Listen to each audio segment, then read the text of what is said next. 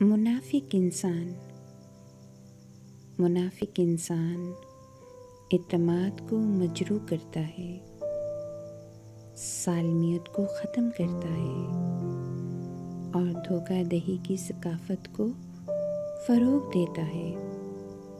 جب افراد اور معاشرے منافقت کو اپناتے ہیں تو اخلاقیات کے تانے بانے کھل جاتے ہیں، جس سے بے اعتمادی اور گھٹیا پن سے بھرا ہوا خلا رہ جاتا ہے۔